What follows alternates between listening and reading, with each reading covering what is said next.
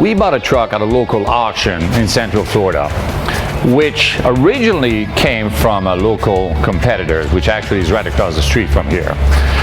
They claimed to have a better truck for less. After a road test and our estimate, we have a $7,000 shop bill. Not to mention there's only 150 miles in between the time they serviced it and now. Tommy is going to tell you more about it. Hi, I'm Tommy. Been a tech here at Gibson for 10 years now. I'm also one of the 3, other than the owner, that road test all of our trucks prior to bringing them in for service. We recently acquired one from one of our competitors right down the street. I drove the truck as well as the person servicing it. It's my responsibility to go through, inspect everything from front to rear, get with management, let them know what's wrong with the truck, and then it's also my responsibility to go back through and fix everything that I find wrong with the vehicle. The truck we acquired from our competitor was on their lot almost 8 months. You would think it'd be road ready, just jump in it and drive. But let me show you a few of the things that I found with it when I did my inspection on a truck that was supposed to be ready to go. The first thing I found, we pressure test all of our coolant systems. I find the bypass hose under the exhaust manifold under pressure is just leaking antifreeze all over the place.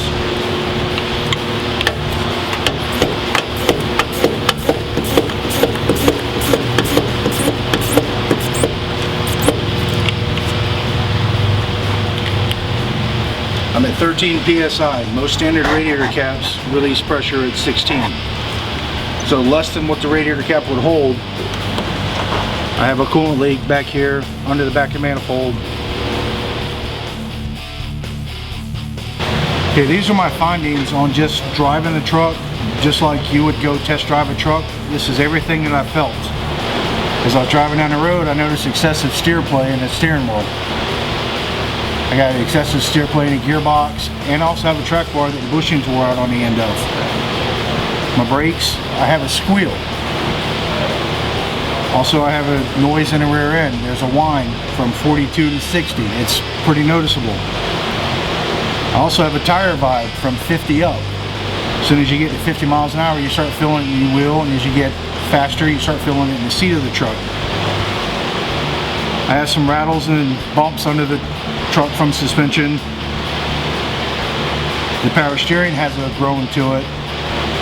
The fluid's burnt, not to mention it does have a leak underneath as well. As I had mentioned on my road test, I had the power steering whine. Get the truck up in here, started inspecting it. Right here at the power steering cooler, I have one hose starting to slide off, a leak where the other hose connects to it, as well as damage to the power steering cooler itself. Also, I found a leak on the transfer case where the tail housing bolts onto the actual transfer case itself. You can see the fluid just seeping out all around where it's supposed to be sealed. Also, as I had mentioned, the whine in the rear end from 42 to 60. A lot of causes for that type of whine is the way the 2 gears would ride together. A lot of times it'll create an irregular wear pattern, or it also could be a bearing failure, letting the gears shift a little bit. I got to investigate further to see exactly what is wrong with this. It could be a high dollar fix. It could be something just simple as changing a couple of bearings. Even though on my road test I didn't have a problem with the brakes, the truck seemed to stop good, no pulsation. Pulling the wheels, inspecting further, I'm finding out that this particular brake rotor was 27 thousandths under minimum specs.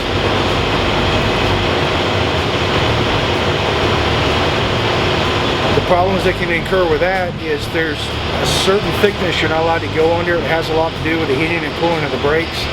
On some commercial applications, if you have to have the vehicle inspected with DOT to do any kind of over-the-road hauling or anything like that, this wouldn't pass inspection. It would flag you right away. Even though the brake pad thickness looks to be okay, the thickness of this one rotor right here, 27 thousandths under minimum, is just not going to fly. Also in our inspection, we inspect the lights, make sure every single light in the truck works. I had a hard time seeing through the tag lights because they got a little bit of overspray on it when they did their careless detailing. But to make sure the bulbs were in there and working, I pulled the sockets out. The bulbs are broke off in the socket. As far as I know, illumination of the tag is required. And if you're driving down the road in the truck you just got, and you have a flat, you would need a spare. This one didn't come with a spare. These are the tires that were on the truck when I did my road test. If you noticed, there's two different kinds of tires here. And one of them has a nice big screw stuck in it. Two different sizes, two different brands. One tucked on the inside to kind of hide that it has different tires on it. Most people think no big deal in that, but it's just detail in making sure that when we go through our truck and you get it, everything is the way that you want it. It's going to ride the way you want it. It's going to drive the way you want it. And you're not going to have the mechanical problems that I'm finding on a truck that from a competitor was on the lot, ready to sell, ready for you to take possession of. The other thing I picked up on my road test, I had this noise as I was driving. It sounded almost like an exhaust leak. When I got under the hood, started inspecting, I found it wasn't an exhaust leak. There's a clamp loose on a high pressure fuel line. Those clamps are there for a reason. If nothing's to hold the line still under the amount of pressure that's going through those fuel lines, you can end up with a cracked fuel line and fuel spilling everywhere all over the top of your engine.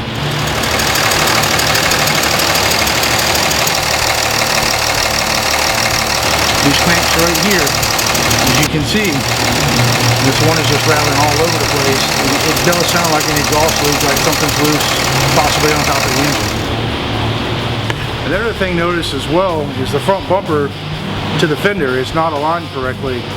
Simple adjustment. Not sure how it got out of alignment. There's two bolts on each side, loosen up, and you can align it. Again, don't know how it happened, but it's a simple fix. Another detail I noticed also, your steps to get into your truck. They work great if they were secured properly. This is a checklist that was in the glove compartment of the truck when we purchased it. You go over, you check off everything that's okay. I see where they did a couple things to it, but when you get down to it, steering linkage was okay. I found a worn out track bar, excessive play in the gearbox. Right here on the brakes, it says everything's okay. I got one rotor that's under minimum specification. That's just not gonna fly. Tires, they're checked okay. They ride like crap. Hoses, everything in the coolant system was checked okay. I got a leak. So again, was on a lot almost 8 months, road ready, so to say. That's not the case. Now, would you rather buy a truck from Gibson Truck World or from a local competitors?